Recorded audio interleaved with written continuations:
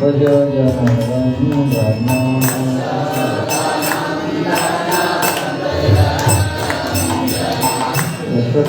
यशोदानन्दन भज जनरञ्जन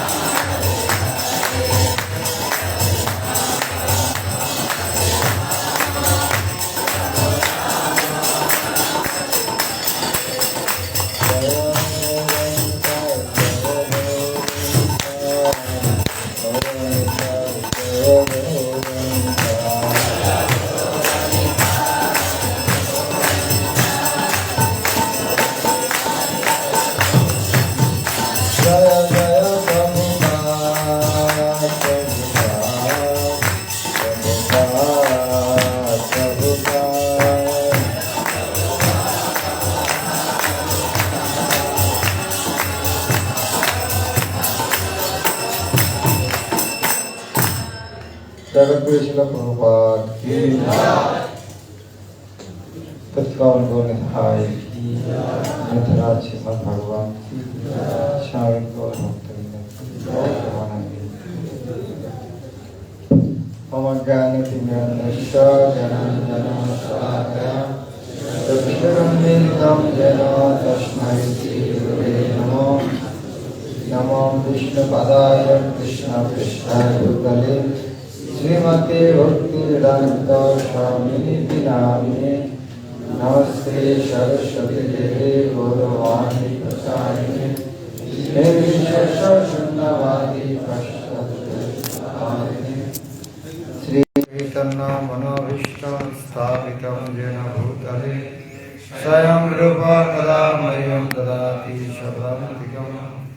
वन्देऽहं श्रीगुरो श्रीयुतपदकमलं श्रीवैष्णवांश्च श्रीरूपं शाग्रजातं सहगणं रघुनाथान्वितं तं सजीवं स्वाद्वैतं सवधूतं परिजनसहितं कृष्णचैतन्यदेवं श्रीराधाकृष्णपादान् सहगणललिता विशाखान्वितांश्च।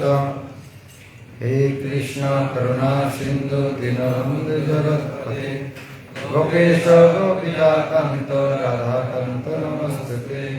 तप्त कांचन गौरांगी राधे वृंदावनेश्वरी विश्वभानुसुते देवी प्रणमामि हरिप्रिये। वंचाकल्पतरुभ्यश्च कृपा सिन्धुभ्यः च पतितानां पावनेभ्यो वैष्णवेभ्यो नमो नमः। श्री कृष्ण चैतन्य प्रभु नित्यानंद श्री अद्वैत गदाधर शिवासादि गौरभक्तवृंद। हरे कृष्ण कृष्ण कृष्ण हरे हरे हरे राम राम राम हरे हरे। ओम नमो भगवते वासुदेवाय। ओम नमो भगवते वासुदेवाय। वासुदेवाय।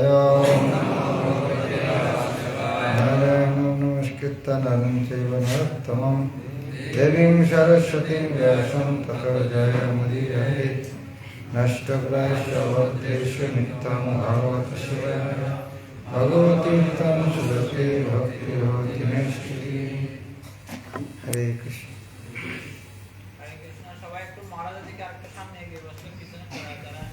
हरे कृष्ण।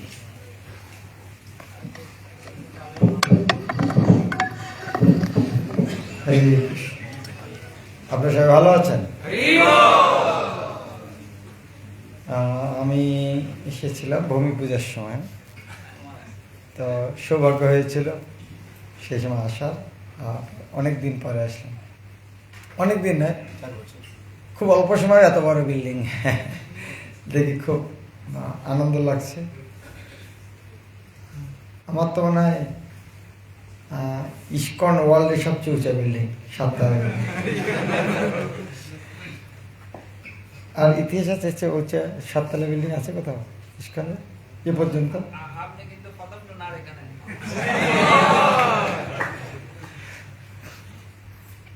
সবচেয়ে উঁচা বিল্ডিং হচ্ছে এটা। তার মানে ভগবান কি আশীর্বাদ করেছেন এখানে ভক্তদেরকে, যে এই কৃতিত্বটা দিয়েছেন নন্দনকাননের ভক্তদেরকে।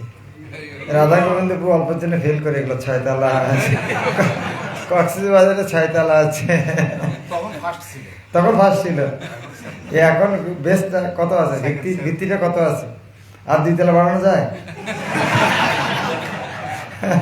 নাহলে কিন্তু এখানে পণ্ডিত গদাধর বাবু ফার্স্ট থাকবে। এটা খুব আনন্দের খবর। এখানে আমরা চিন্তা করেছি যে আমি ইস্কনে না আসতাম। একটা বাড়ি বানানো তো দূরের কথা, ঘরের একটা রংটা খারাপ হয়ে গেলে সেটা পেইন্ট করতে টাকা জোগাড় করা যায় না, হয় না? এরকম রংটা খারাপ হয়ে গেছে, কখন রং করবে, টাকায় জোগাড় হয় না। আর বাড়ি বানানো তো ওটা কল্পনা করা মানে নোবেল পুরস্কার পাওয়ার মতো একটা। আমি বিরাট কিছু করলাম, জীবন সফল একটা বাড়ি বানিয়েছি, 10 ফুট বাই 10 ফুট। কিন্তু সেখানে ইস্কনে না আসলে, হ্যাঁ জানি না কার কত ক্ষমতা ছিল, পণ্ডিত গদাধরপুরকে ক্ষমতা আমি জানি না, কিন্তু ইস্কনে না আসলে 7 তলা বিল্ডিং ক্ষমতা ছিল না না। হ্যাঁ, তাহলে ভগবানের সেবা করলে কি হওয়া যায়। বান্দর হনুমান দিগ্বিজয়ী হয়ে গেল। বান্দর জাতি, হনুমান বান্দর জাতি, সারা জগৎ পূজিত। কি রামচন্দ্রের ভক্ত। তাহলে ভগবানের ভক্তরা কি লাভ, কল্পনা করা যায়। আমি যখন ভক্তের মন্দিরে যাই, ভক্তদের সম্মান করার লজ্জা লাগে যে আমার কেন সম্মান করা, আমার কি আছে নাকি এইরকম জীবনে কোনোদিন মন্দির বানাতে পারে, কল্পনা করতে পারি? হ্যাঁ, এইরকম 7 তলা কোনোদিন হবে। এই প্রবর্তক মন্দির থেকে আসলাম, এরকম মন্দির কোনোদিন কল্পনা করতে পারছি? ওখানে ধামে, হ্যাঁ, চিন্ময় কৃষ্ণপ্রভু কি ধাম বানিয়েছে না, কি সুন্দর। রাধাকুণ্ডের, শ্যামকুণ্ডের, গিরিগড় গেস্ট হাউস, কি একবারে বৈষ্ণব সমাধিক্ষেত্র থেকে শুরু করে সেটা রাস্তা বানাচ্ছেন। কোনো কি কল্পনা করতে পারে? ইস্কন ভক্তের রাস্তা বানিয়ে দিচ্ছে। 15টা না 16টা তোরণ বানিয়েছে। কি এক এক ভক্তের ক্ষমতা, আমি চিন্তা করলে আসছে এক এক ভক্তের ক্ষমতা কি। আমি বললাম রাস্তা বানাচ্ছেন কেন? বলে রাস্তা আমাদের, রাস্তা তো সবাই হাঁটবে, রাস্তা আপনাদের এত টাকা খরচ। বলে কারণ আছে, এগুলো আমাদের, হ্যাঁ, এটা ভগবানের সম্পত্তি করে নিচ্ছি আমরা। তো রাস্তা দিয়ে ড্রেন বানাচ্ছে। ড্রেন মানে কী লাভ? সরকারের রাস্তা, তার পাশে দিয়ে ড্রেন বানাচ্ছে, এত টাকা নষ্ট করে কী লাভ? বলছে এটা অনেক লাভ আছে, এরপরে আমরা ওর উপরে দোকান বানাবো। ওটা আমরা অন্যকে ড্রেন বানিয়ে দিচ্ছি, সরকারকে ড্রেন বানিয়ে দিচ্ছি, কিন্তু আমাদের সম্পত্তি ড্রেন বানিয়ে নিচ্ছি, কিন্তু পরে ওটার উপরে দোকান হবে। কি মাথায় বুদ্ধি! হ্যাঁ, এক এক ভক্তের কি বুদ্ধি! হ্যাঁ, সবাই দিগ্বিজয় করার জন্য ভগবান কিন্তু পাঠিয়ে দিয়ে সবাইকে এখানে। তো খুব আনন্দ লাগে যে ইস্কনে এসেছে এরকম ভগবান, এরকম ভক্ত যারা ভগবানের সেবা করার জন্য এত এত কিছু করছে। আমাদের অবস্থা আমার মনে হয় যে হাসি লাগে যে নিজের, যে 2 বন্ধু, 3 বন্ধু গেছে, একজনের চিড়া আর একজনের দই। হ্যাঁ, তো যে মাঝখানের তো কিছু নাই, বলে আসো মেখে খাই। বলে তোর কি? বলে আমি মাখবো।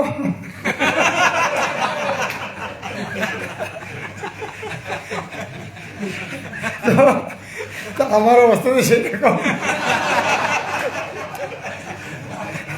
তোর কি? প্রসাদ খেয়ে বেড়াবো।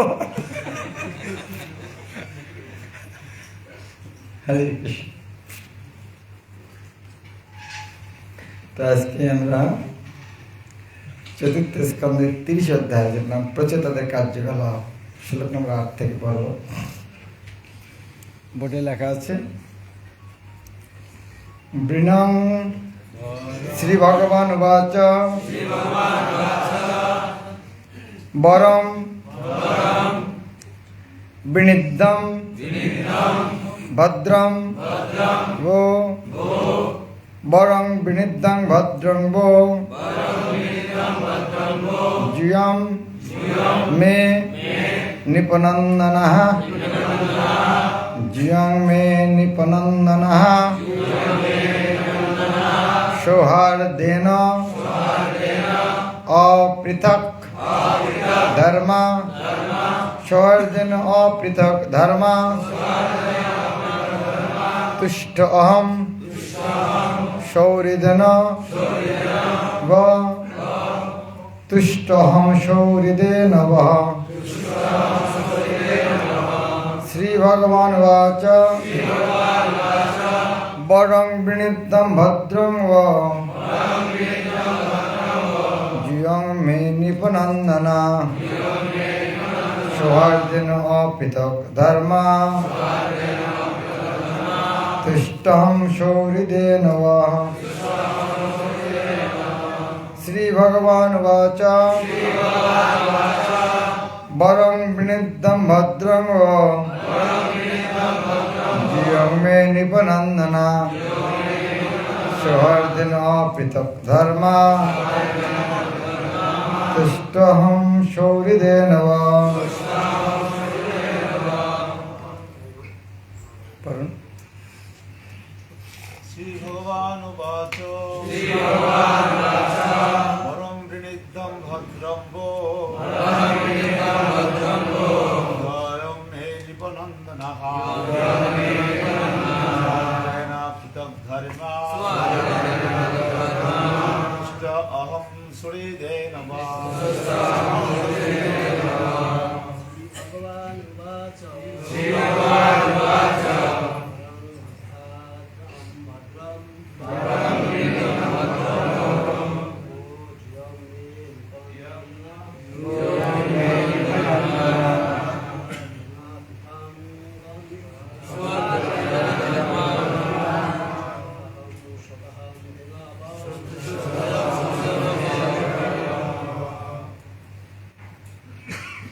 মাতাজিরা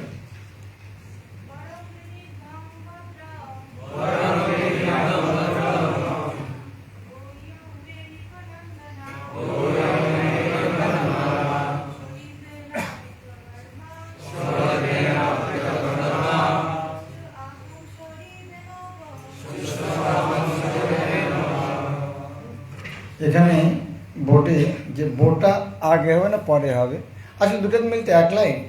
সাধারণত এইরকম অনুষ্ঠিত শ্লোকলে এক একটাতে 16 বা 17টা অক্ষর থাকে, তো সাধারণত 8টা করে ভাগ করা হয়, তার ছন্দটা মেলে।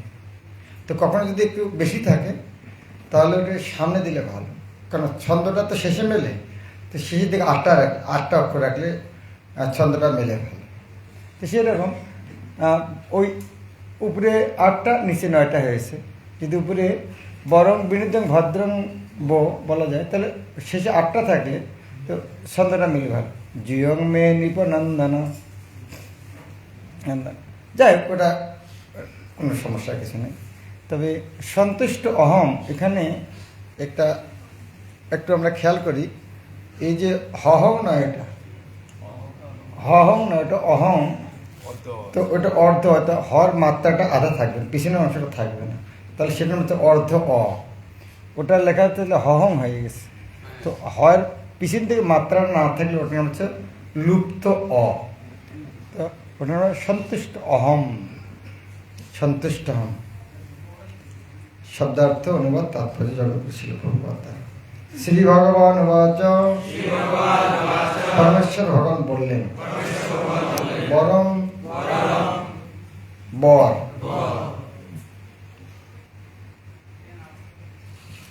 বিনিদ্ধং প্রার্থনা করো, ভদ্রং কল্যাণ ব তোমাদের, জিয়ং তোমরা,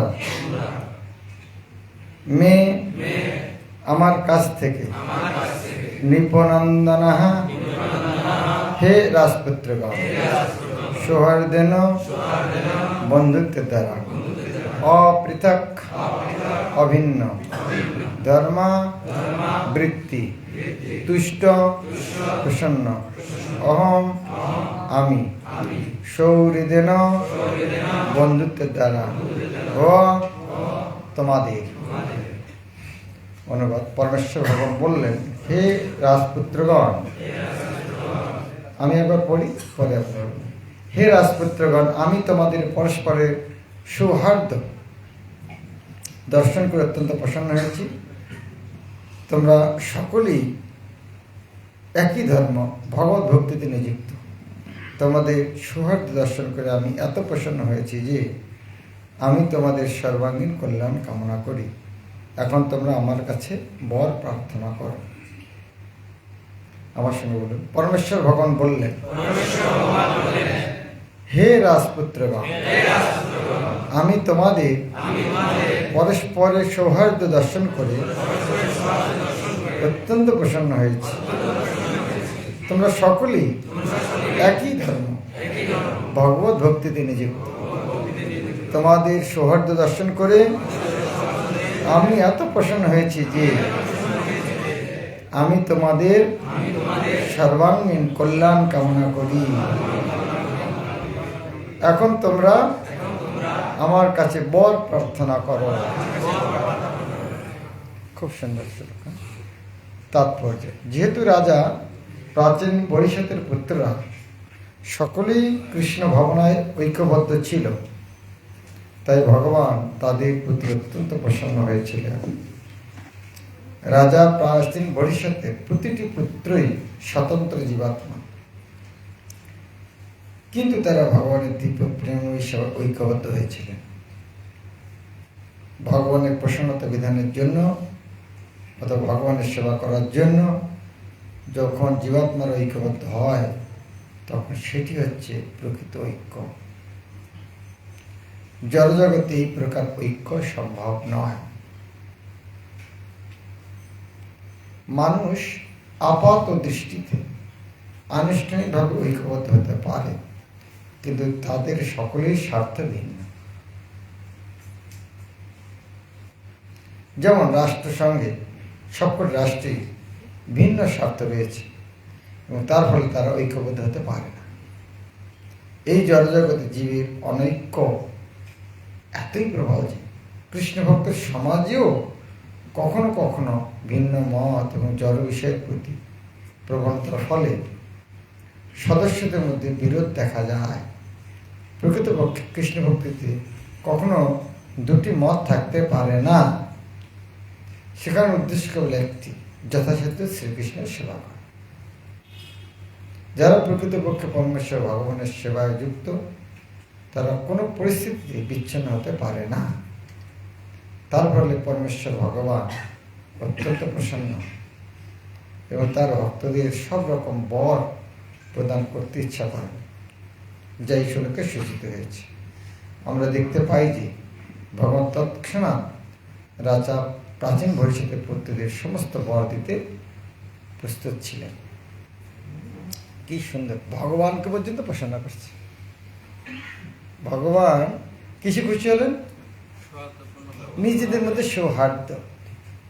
সৌহার্দ্য কথাটা কোথেকে আসছে? সুহৃদ। সুহৃদ মানে কি? সুহৃদ মানে কি? সু মানে যেটা ইংলিশ বলে হার্ট টু হার্ট কানেকশন। সুহৃদ, হৃদয়। কখন এটা হয়? ইংরেজিতে ফ্রেন্ড শব্দটা আছে, সংস্কৃতটা তিনটে ভাগে ভাগ করা যায়। একটা হচ্ছে মিত্র, একটা বন্ধু, একটা হচ্ছে সুহৃদ। মিত্র মানে অফিসিয়াল বন্ধু, অফিসে যারা কাজ করো আমার মিত্র হয়। আমরা গ্রামের শুধু মিতা। মিতা মানে কি? মিতা মানে অমুক অমুকের মিতা, বন্ধু তো, কিন্তু যাদের নাম একই রকম না, ওরা মিতা না। তো এটা ওটা এইরকম একটা, বা অফিসের একশো কাজ করতে তাদের মিতা বা মিত্র বলে। তার চেয়ে নিকট হচ্ছে বন্ধু। বন্ধু মানে হিতাকাঙ্ক্ষী, যেমন পূর্বত উদাহরণ দিয়েছেন বাবা মা সন্তান হিতাকাঙ্ক্ষী। ভাই ভাই সম্পর্ক সেটা আরও ঘনিষ্ঠ, সেটা বন্ধুত্ব সম্পর্ক। কিন্তু ভগবানের সঙ্গে যে সম্পর্ক সেটা হচ্ছে সুহৃদ। ভগবদ্গীতা কি বলছেন? সুহৃদং সর্বভূতানা। ভগবান কেন তো সুহৃদ? কিন্তু হৃদয়ের মধ্যেই থাকেন, অন্য কোথাও থাকে। সুহৃদ হৃদয়ের সঙ্গে। তখন আমাদের অন্যের সঙ্গে সুহৃদ কখন হবে?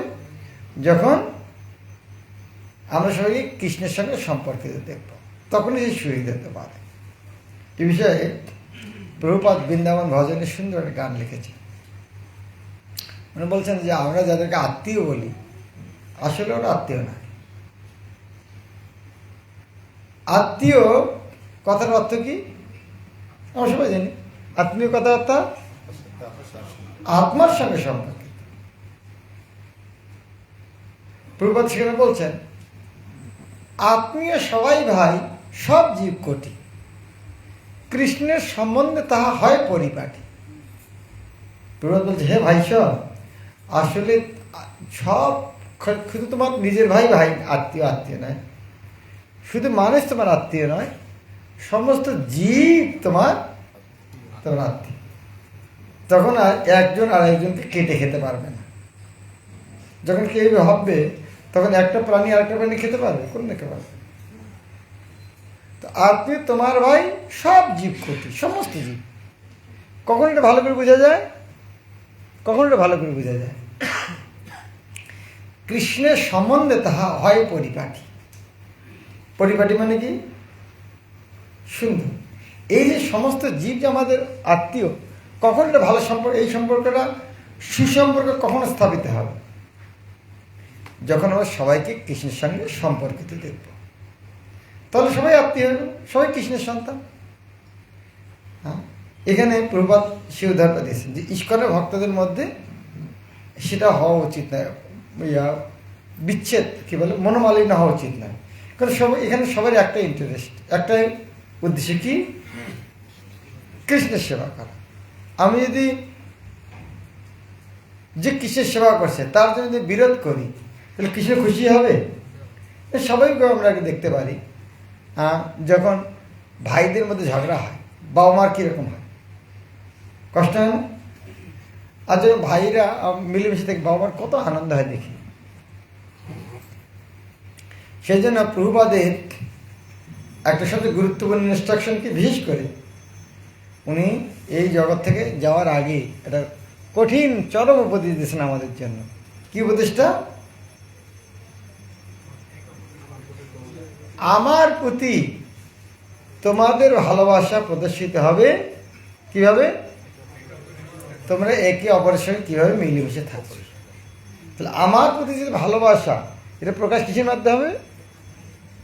এটাই প্রভুপাদের প্রতি ভালোবাসা। যদি আমরা একে একে মিলে থাকি, এটাই প্রভুপাদের ভালোবাসা। আর প্রভুপাদে ফুল দেবা, নিজে দেবা, ঝগড়া করবো।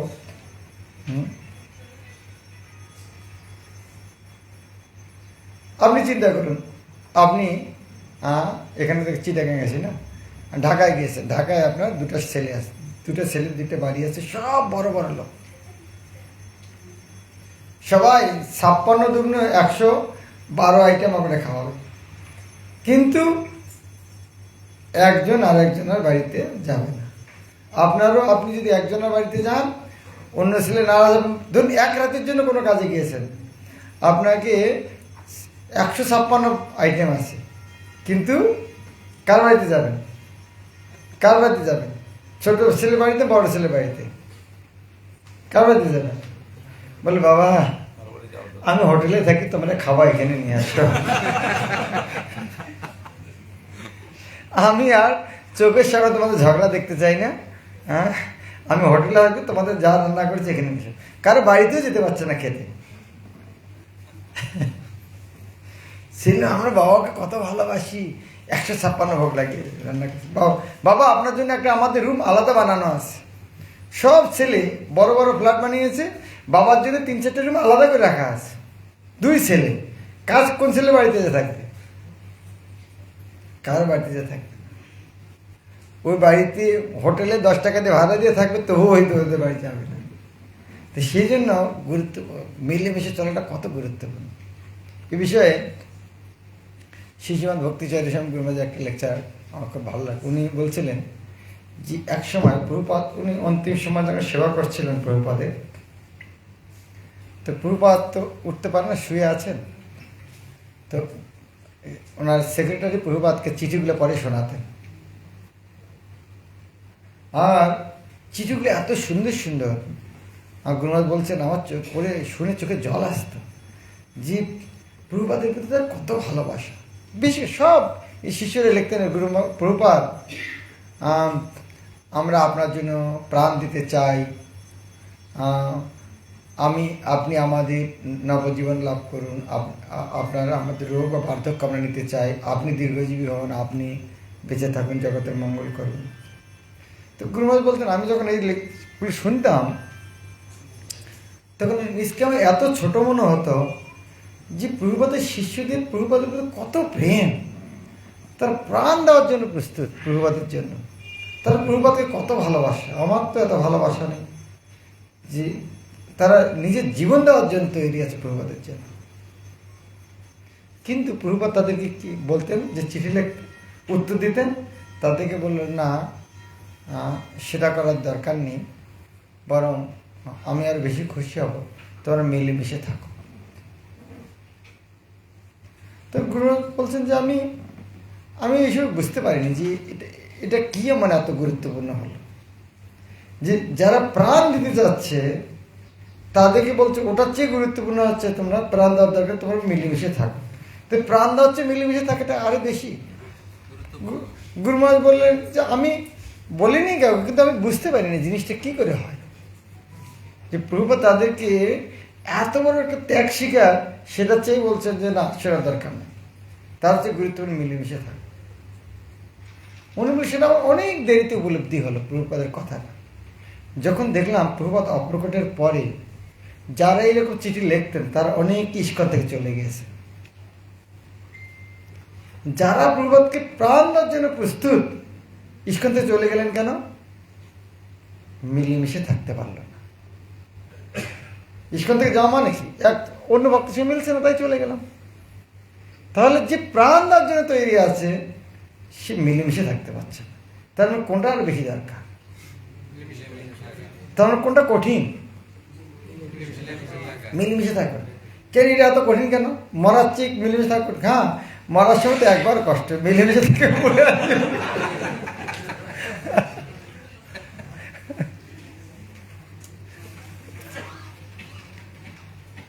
তো আসলে এটা খুব গুরুত্বপূর্ণ, কারণ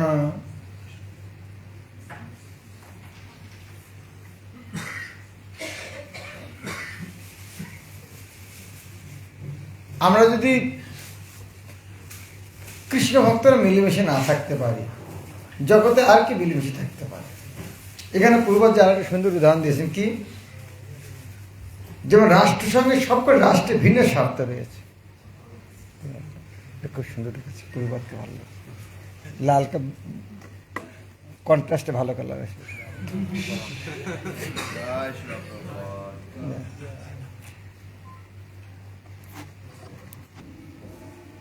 ভেরি গুড। হ্যাঁ, এখানে ছিল প্রভুপাদের উদাহরণটা খুব সুন্দর। রাষ্ট্রসংঘ মানে কি? জাতিসংঘ যেটা বলে, ইউনাইটেড নেশন। সেখানে প্রভুপাদকে বলছেন প্রতি বৎসর, প্রায় প্রতি বৎসর কি হচ্ছে? রাষ্ট্রসংঘের উদ্দেশ্য কি? রাষ্ট্রসংঘের উদ্দেশ্য কি? ইংরেজিতে কি বলে? রাষ্ট্রসংঘে কি বলে? মানে কি? বাংলা কথাটা অত ভালো বোঝাচ্ছে, ইংরেজিতে ভালো বোঝাচ্ছে না। ইউনাইটেড নেশন, নেশনকে একত্রিত করা, ইউনাইটেড নেশন।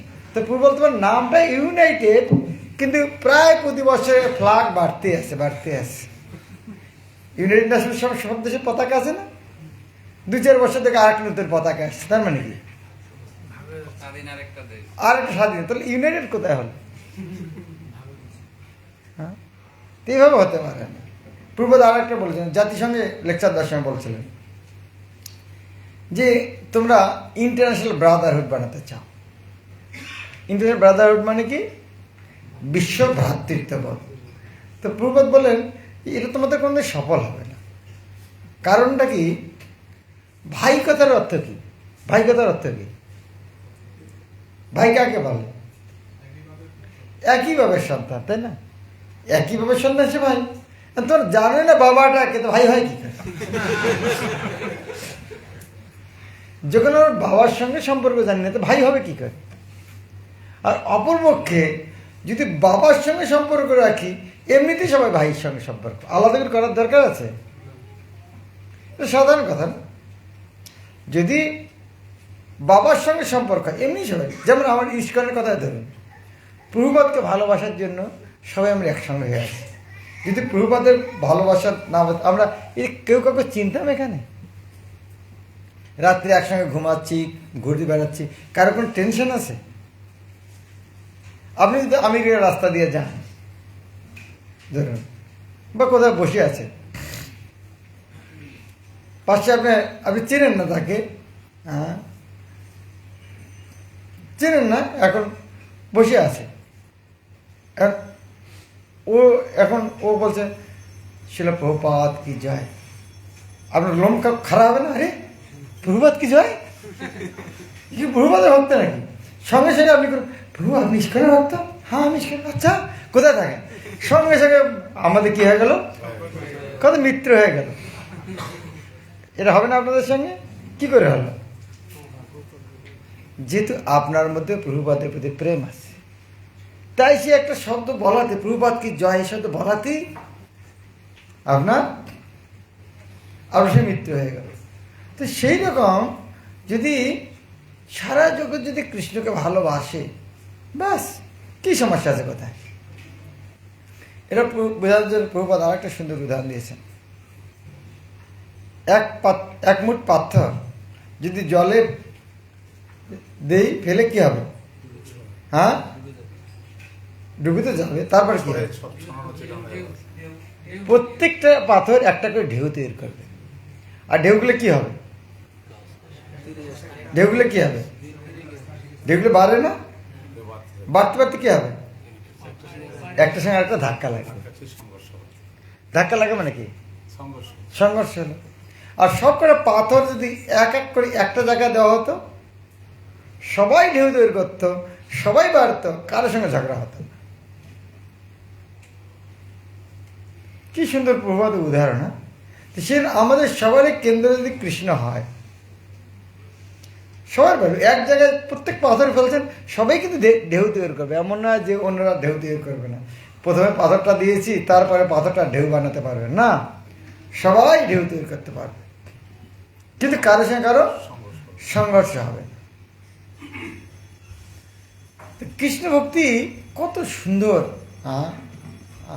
কি বলে জীবন আদর্শ। তাই এখানে ভগবান নিজেই যখন বলছেন যে তোমাদের মধ্যে এই যে সৌহার্দ্য দেখে আমি সন্তুষ্ট হয়েছি, তাই তিনি বর দিতে যাচ্ছেন, তা কি চাও তোমরা? তো আমরাও যদি মিলেমিশে থাকি, হ্যাঁ, তাহলে ভগবান আমাদেরকে এসে বলবেন তোমরা কি আশীর্বাদ চাও আমার কাছে। হ্যাঁ, আমরা ভগবানের কাছে আসি, ভগবান এটা দেন ওটা দেন, চাওয়ার দরকার আছে?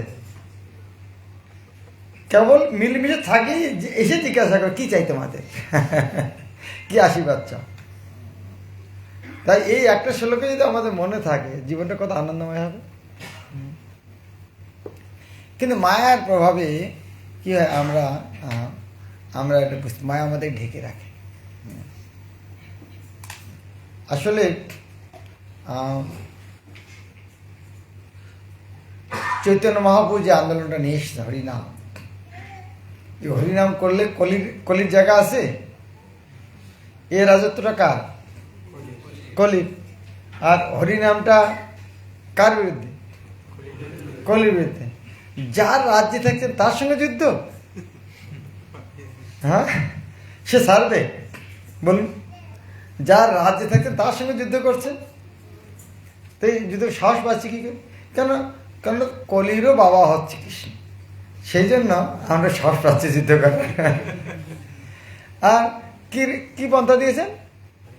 4টি নিয়ম 16 মালা। এই চারটি নিয়ম যে 16 মালা করে, কলির আর ক্ষমতা নেই। কলি কয়টা জায়গায় থাকে? 4টে পাপ কর্ম।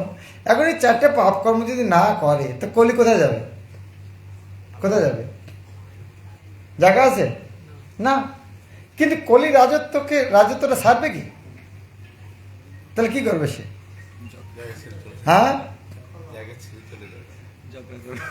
ঝগড়া করবে না। কি করে ঝগড়া করবে? ঝগড়া করার সাহস কোথায়? 4টি নিয়ম ও তো জায়গায় নেই না। কলি থাকবে কোথায়? কলি তো জায়গায় নিয়ে 4টি নিয়ম পালন করছে। কেউ বলতে পারে না না, ও যে বিড়ি যে কি বলে, মুখ দিয়ে হরিনাম করবে, মুখে বিড়ি ঢুকে দেব, কিন্তু সে তো পাপ কর্মে ছেড়ে দিছে না। তাহলে কলি ঢুকবে কি দিয়ে? হ্যাঁ, কলি যেহেতু থাকতে পারছে না, তোর কি করবে? কলি কি করবে? কলহ সৃষ্টি করে দেবে। কলহ সৃষ্টি করে তখন, যেমন আপনারা হয়তো দেখেছেন, আমরা ছোটবেলায় দেখেছি, করতাম এটা। হ্যাঁ, বিড়াল যখন ঝগড়া করে, গায়ে যদি জল ছিটিয়ে দেবেন, ঝগড়া বেড়ে যায়। কেন? এক বিড়াল মনে করে আরেকবার আমাকে প্রস্তাব করে দিস, ভাই তোমার সাথে সত্যি ও কেন প্রস্রাব করে, কিন্তু জলটা আপনি দিলেন, কিন্তু ওরা নিজেকে পাচ্ছে। তো সেই রকম মায়া আসলে যখন দেখছে, কলি যখন দেখতে পাচ্ছে যে এরা তো হরিনাম করছে, চারটি নাম, আমরা থাকবো কোথায়, সেই জন্য ওরা নিজেদের মধ্যে একটু কলহ ঢুকে দিয়েছে। আর আমরা দোষ দেখছি কার?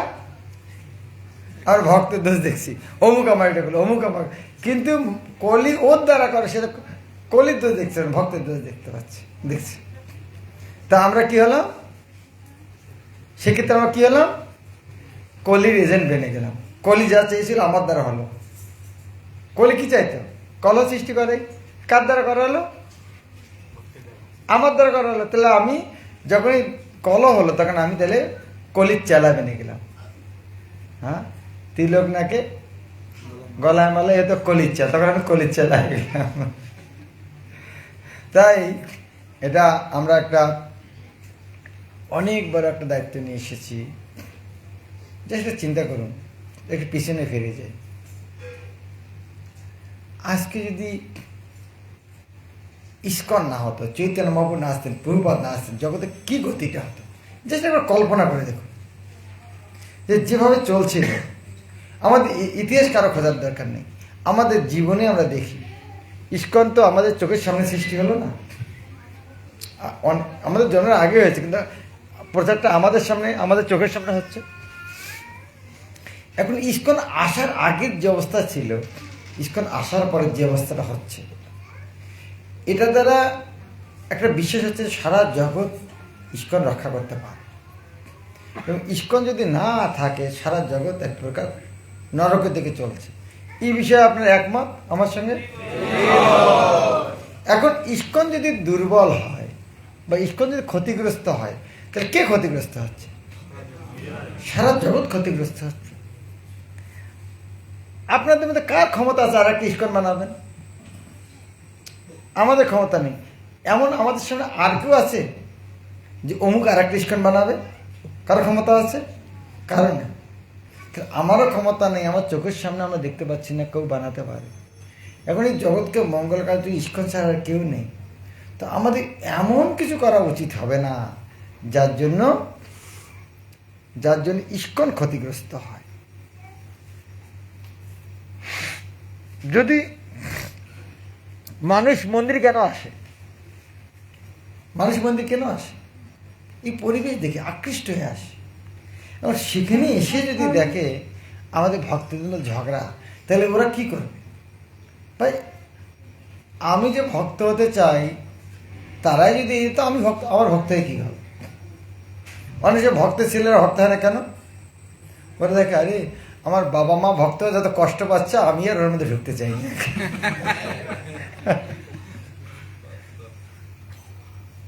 সত্য না মিথ্যা? সেই রকম এখন যারা আমরা আছি এখানে ইস্কনে, যারা আমরা নাম ভাঙে খাচ্ছি, এবার তাদের আচরণ যদি আদর্শমূলক না হয়, কলহ হয়, তাহলে জগতের জন্য এটা একটা কত দুঃখজনক ঘটনা। কম গণিতায় কি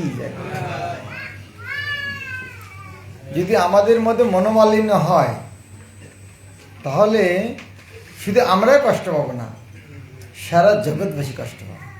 তো অন্তত আমরা কিছু করি আর না করি, কিন্তু আমার নিজের জন্য যেন ইস্কন যেন ক্ষতিগ্রস্ত না হয়, কোঅপারেশন করতে হয়। এই বিষয়ে শ্রীমৎ ভক্তিচারী স্বামী গুরু মহারাজ একবার বলছিলেন যে শ্রীমৎ জয়প্রতাপ মহারাজ হচ্ছেন এইরকম সহ্য করার আদর্শ প্রতীক। উনি প্রথম থেকে এই পর্যন্ত জয়ের পতাকা নিয়ে যাচ্ছেন, ওনার মহান গুণ হচ্ছে উনি সহ্য করেন, সবার সঙ্গে কোঅপারেট করেন। আজকে দেখুন প্রভুপাদের প্রায় শুরু থেকে এখন উনি কী রকম বীর দর্পে সারা জগতে প্রচার করে আসছেন। তার যোগ্যতাটা কি শুনেছেন আজ পর্যন্ত? এনাদের এতদিন থেকে, আজকে 50 বছর থেকে ধরুন, তারও বেশি থেকে আসেন, কারোর সঙ্গে ওনার কোনোদিন জীবনে মনোমালিন্য হয়েছে? এটা কি গল্প কথা না? আমাদের চোখের সামনে দেখতে পাচ্ছি। হ্যাঁ, এত ম্যানেজমেন্ট করছেন, কত জায়গায় ম্যানেজমেন্ট করে বেড়াচ্ছেন, কত এইরকম ঝগড়াও আসে না গুরুদেবের কাছে? হ্যাঁ, যে দুই পক্ষ এসেছে, আমার এটা চাই, আমার কঠিন, দুই পক্ষকে সন্তুষ্ট করা কত কঠিন কাজ। যেমন এইরকম যদি কারো কাছে সাপ আর ব্যাঙ আসে, সাপ ব্যাঙ খাচ্ছে, দুইজনে সন্তুষ্ট করা কত কঠিন কাজ।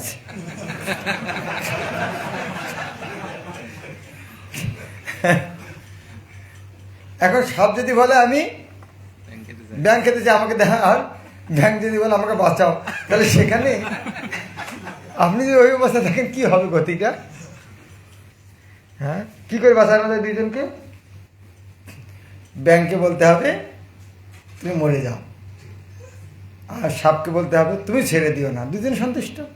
আমাকে সাপকে নিষেধ করছে আমি খাবো, আর ব্যাঙকে বলছে তুমি মরে যাও।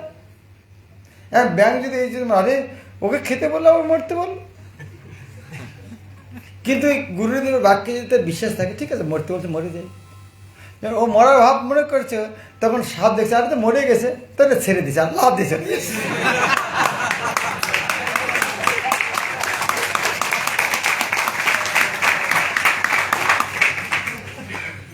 তাহলে উপদেশটা কার প্রতি ছিল? কার প্রতি ছিল? ব্যাঙের প্রতি ছিল। কিন্তু সাপও দোষ দিতে পারবে না, না আমাকে তো খেতে বাধা দিয়েছে, সব না তো খেতেই বলছেন তো ছেড়ে দিয়েছে কেন?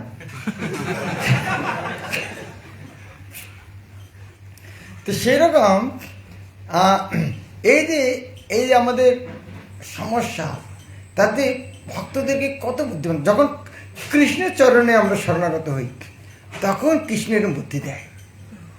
আরে এত বুদ্ধি কোথার থেকে আসে? হ্যাঁ, যখন আমরা কৃষ্ণের জন্য নিবেদিত প্রাণ, প্রভুপাদের জন্য নিবেদিত প্রাণ, এমনি ভগবান বুদ্ধি দেয়। কেন অর্গানাইজেশন তো আমাদের নয়, এটা কার সংস্থা? এটা কৃষ্ণের সংস্থা।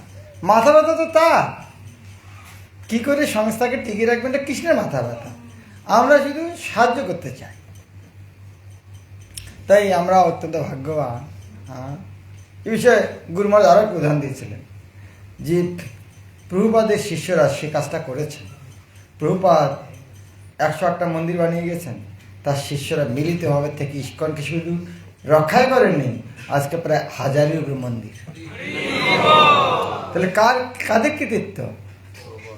প্রভুপাদের শিষ্যদের কৃতিত্ব, প্রভুপাদের আশীর্বাদ। তাদের প্রভুপাদের শিক্ষাকে এমনভাবে গ্রহণ করেছেন, তারা প্রভুপাদের সংস্থাকে আগিয়ে নিয়ে যাচ্ছে এবং যাবেন।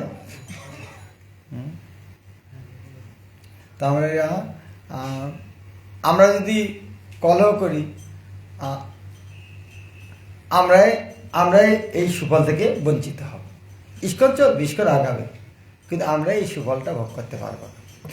তা আমরা যেন এই ভুলটা না করি।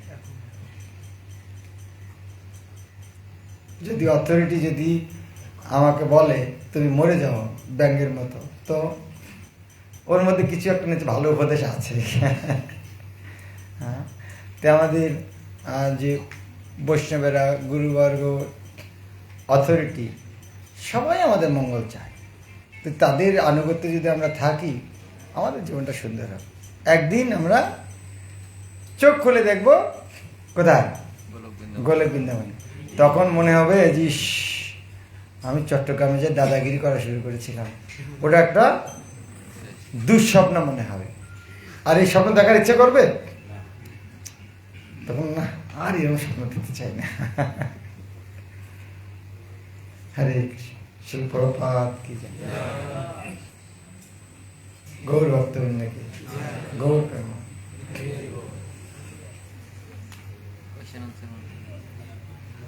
হ্যাঁ, প্রশ্ন আছে কিছু?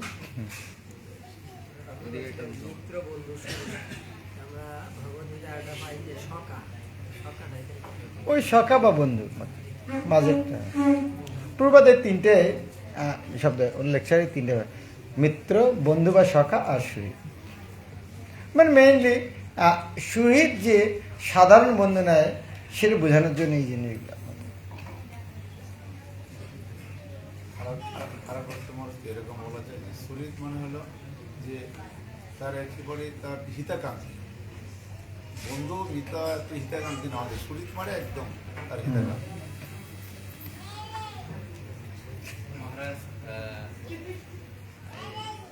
মানে বিশেষ করে ভক্তদের মধ্যে যে সৌহার্দ্যপূর্ণ ব্যবহার, আমাদের একটা ক্লাস হয়েছিল, তো বাংলাদেশের বিভিন্ন অধ্যক্ষরা সেখানে গিয়েছে, তো আমাদেরকে বলছেন যে একজন একজনের প্রশংসা করবেন। তো আমরা একজন একজনের প্রশংসা করছি। আমি তো চিনি না তাকে, সে আমার সাথে কাজ করে না, আমি তার প্রশংসা করতে সমস্যা নেই, কিন্তু আমার সাথে যে কাজ করে সর্বদা, তো তার প্রশংসা করতে আমার কষ্ট হয়। তো এখান থেকে বেরিয়ে আসার উপায় কি? এই বিষয়ে আরো সুন্দর গল্প আছে। গল্প না, সত্য ঘটনা। একবার মায়াপুর সংকীর্তনের ভক্তরা শিশুমত জগতের সঙ্গে গুরু মহারাজের কাছে গিয়েছেন। গাড়ির ড্রাইভারের সঙ্গে কমপ্লেন দেওয়ার জন্য, ড্রাইভার এই করেছে এই করেছে এই করেছে। গুরু মহারাজ ধ্যান ধীর স্থির শুনছেন। শুনে বলছেন, আচ্ছা ও গাড়ি কেমন চালায়? মানে না, গাড়ি ঠিক চালায়। তো বলছি তোমরা এই কথাটা তো একবারও বলছো না, খালি ওর দোষে দেখছো, গাড়ি যে ভালো চালায় একবারও তো বললেন আমার কাছে। কিছু না কিছু তো ভালো গুণ আছে। চিন্তা করুন, উনি শুনছেন নিন্দা, আর তিনি কি বলছেন? উনি তো গাড়িতে ছিলেন না, তো উনি ওদের মধ্যে থেকে বের করেছেন। ওদের দেখুন এদের মধ্যে কি ভালো গুণ আছে, গাড়িটা তো ভালো চালাবে, অসুবিধা কি আছে? তো যারা সাথে যারা থাকে, অনেক দোষ থাকতে পারে, গাড়িটা তো ভালো চালায়। তো সবার কাছে কি আমরা সব গুণ আশা করতে পারি? তার কাছে কিছু না কিছু গুণ তো আছে। এই বিষয়ে ভক্তিচারী স্বামী গুরু মহারাজ বৈষ্ণব সদাচারে এক লাইন লিখেছেন। উনি বলছেন, প্রভুপাদ আমাদেরকে কেন একজন আরেকজন প্রভু বলতে বলেছেন? প্রভু মানে আমার মালিক। কোনো না কোনো গুণ, যে কোনো এক বেশি তো আছে আমার চেয়ে, হয়তো আমার অনেক গুণ আছে, কিন্তু এমন কোনো গুণ ওনার কাছে আছে যেটা আমার কাছে নেই। তো সেই হিসেবে তো উনি প্রভু। তাহলে প্রভু বলতে অসুবিধা কি? তা আমার যে যারা আমরা একসঙ্গে কাজ করি তাদের গুণ দেখছেন, ঠিক আছে, অনেক শত দোষ আছে, কিন্তু গুণও তো কিছু আছে, সেটা দেখতে অসুবিধাটা কি আছে?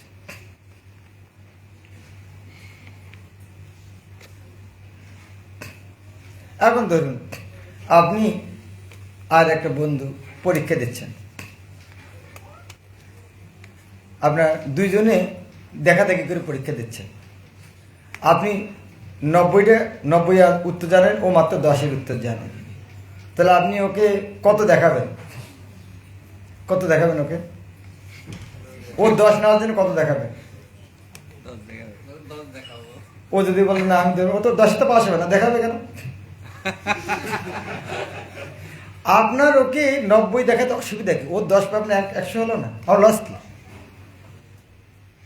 আপনার ওকে 90 ওকে দিলে আপনার কি লস হলো? কিন্তু আপনার 90 দিলে ও আপনাকে 10 দিল, আপনি 100 পেলেন, আপনার ক্ষতি কোথায়?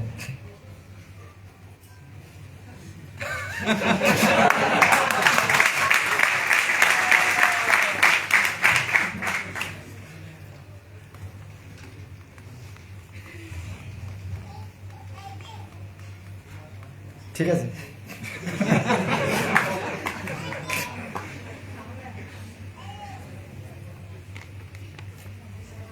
জাগতিক ব্যক্তি যারা প্রভুপাদের ভক্ত না, তাদের সাথে কিভাবে সম্পর্ক বজায় রাখবো? এখানে মধ্যম ভক্তের লক্ষণ বলা হচ্ছে 4 প্রকার আমরা ব্যবহার রাখবো। ঈশ্বরে তৎ অধীনেষু বালিশেষু দিশৎসু চ প্রেম মৈত্রী কৃপা অপেক্ষা য করতি সমর্থম। ভগবানের সঙ্গে প্রেম, ভক্তের সঙ্গে মৈত্রী। এই যে যারা অভক্ত যারা, তারা 2 প্রকার হতে পারে। এক অজ্ঞ, তাদেরকে কৃপা, আর যারা অভক্ত যারা বিদ্বেষী, তাদেরকে উপেক্ষা। তো জড় জগতের 2 প্রকার হতে পারে, একটা অজ্ঞ আর একটা হচ্ছে বিদ্বেষী।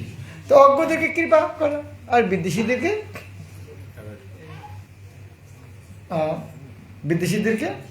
উপেক্ষা করা। ওকে, আমার সামনে ঘড়ি রাখা আছে যে 9টার উপরে যেন না যায়, আর 2 মিনিট সময় আছে।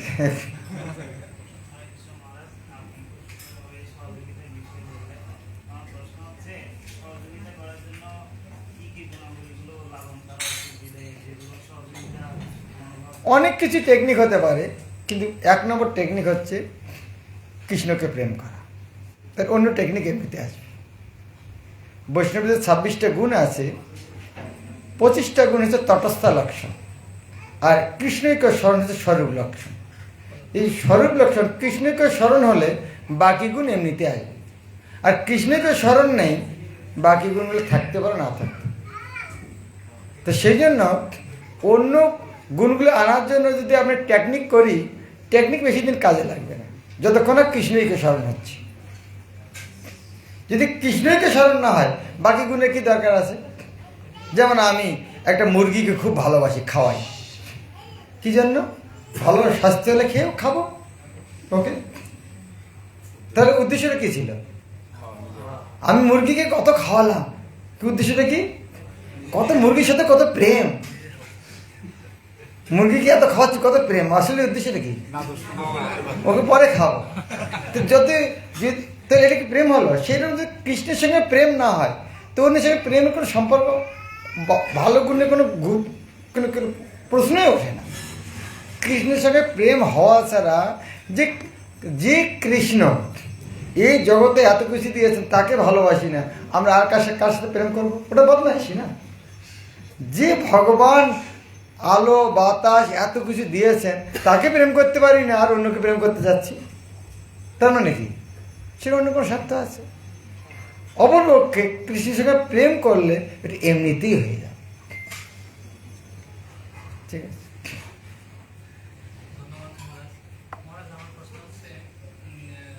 যে সকল ভক্তের সাথে হয়তো আমার মনোমালিন্য আছে কিংবা তাদের সাথে সৎপূর্ণ সম্পর্ক নেই, হয়তো আমি অনিচ্ছা সত্ত্বেও বৈষ্ণব অপরাধ মানে পরবর্তীতে বৈষ্ণব নিন্দা হয়ে যায়, আবার হচ্ছে ওই পরিস্থিতিতে ওনার সাথে আর ভালো সম্পর্ক আমি করতে পারি না। তাহলে কি ধরনের মনোভাব লালন করলে আমি ভালো সম্পর্ক করতে পারি, এগিয়ে আসতে পারি? এটা আমাদের বোঝা উচিত। যদি ওনার সঙ্গে আমার খারাপ সম্পর্ক থাকে, কৃষ্ণ খুশি হবেন না। তাহলে আমি ভক্তি কার জন্য করছি? আমি ভক্তি করছি কৃষ্ণকে খুশি করার জন্য। রাধা গোবিন্দ প্রভু কৃষ্ণের ভক্ত, ওনাকে যদি খুশি না করি তো কৃষ্ণ খুশি হবে না। তাহলে আমি অন্য পন্থায় কী করে কৃষ্ণকে খুশি করতে পারি? এই বিষয়ে পদ্মপুরাণে খুব সুন্দর একটা লাইন আছে, বলছেন শতাং নিন্দা নাম ন পরম অপরাধ বিতনতি। কেন? সাধুর নিন্দা করাটা সবচেয়ে পরম অপরাধ। কেন? কেন? যত খ্যাতি জাতম, যত খ্যাতি জাতম, এই লাইনটা মনে রাখার চেষ্টা করুন। যত খ্যাতি জাতম কথম সহজ তদ বিগ্রহম। যত খ্যাতি জাতম, এই ভগবানের সারা জগতে ভগবানের নাম কে প্রচার করছে? ভক্ত। আর যে ভগবানের নাম ওই ভক্ত প্রচার করছে, ওই ভক্তের নিন্দা করলে ভগবান সহ্য করতে পারে? আজকে যে পার্টির লোক আছে, পার্টির রাজা আছে, সেই পার্টির একটা লোককে, ওই পার্টির একটা কর্মীকে মেরে ফেলে সরকার মাফ করবে? তাহলে যে বৈষ্ণব, সে কৃষ্ণের বাণী প্রচার করছে, কৃষ্ণ কত প্রিয়, তার শত্রুতা করলে কৃষ্ণ কী করে সহ্য করবে সেটা? আমি কৃষ্ণের প্রেম করতে চাই, কৃষ্ণ ভক্তি করতে চাই, সম্ভব? কোনোদিনই সম্ভব না। এটা মাথায় লাথি পায়ে প্রণাম, সেরকম হয়। ভক্তকে অ্যাটাক করা মানে কি? ভক্ত কোথায় থাকে? ভগবানের হৃদয়ে থাকে। তো ভক্তকে অ্যাটাক করা ভগবানের কোথায় অ্যাটাক করা? তো ভগবানের হৃদয়ে অ্যাটাক করা হচ্ছে, ভগবান কি করে সহ্য করে এটা?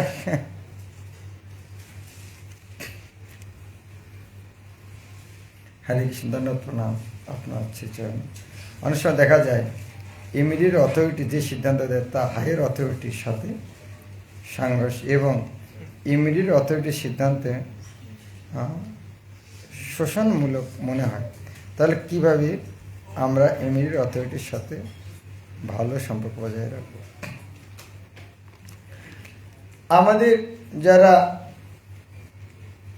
অথরিটি আছে তারা যদি দেখতে পাচ্ছে ভুল করছে, তার কর্তৃপক্ষকে আমরা জানাতে পারি কথা। ওনার যে কর্তৃপক্ষ তাকে বললাম, তিনি যদি ওরা না করেন, সমাধান না করে, তাহলে বুঝতে পারছি তার ইচ্ছা। আমি ইমিডিয়েট অথরিটির দোষ দেখতে পাচ্ছি, তারও তো অথরিটি আছে, তাকে আমি জানাতে পারি উনি এই ভুলটা করছেন। এখন তখন সমাধান হবে। এখন উনি যদি সমাধান করছেন না, তারপরে ইমিডিয়েট অথরিটির দোষ না, তার দোষ আছে। আর তারও যদি দোষ মনে হয় তাহলে তার উপরে চলে যান। এখন যদি মনে হয় এইভাবে যদি সব দোষ দেখতে থাকি, শেষে আরে সবাই এদেরকে জীবিত বানিয়েছে, তাহলে প্রভুপাদ এইরকম, তারপরে কৃষ্ণ এইরকম, তার দোষটা দেখতে দেখতে কোথায় আবার কৃষ্ণ পর্যন্ত চলে যাবো, এরা কোনো শেষে নেই।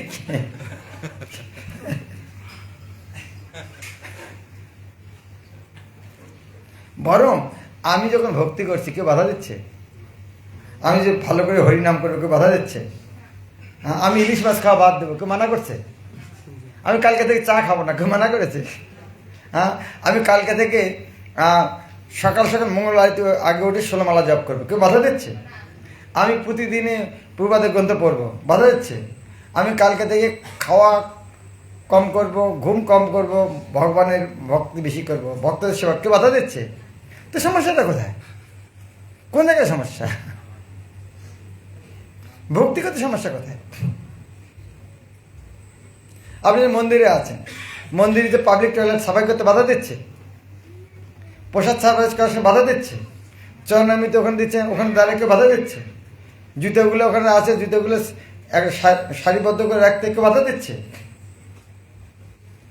কারো কাপড় দিয়ে দিতে বাধা দিচ্ছে? ওটা বাধা দিতে পারে, গোপনে করা দিতে পারে। যখন রোদে কাপড় শুকাতে দিচ্ছে ওগুলো একটু ভাঁজ করে শুকিয়ে বাধা দিচ্ছে?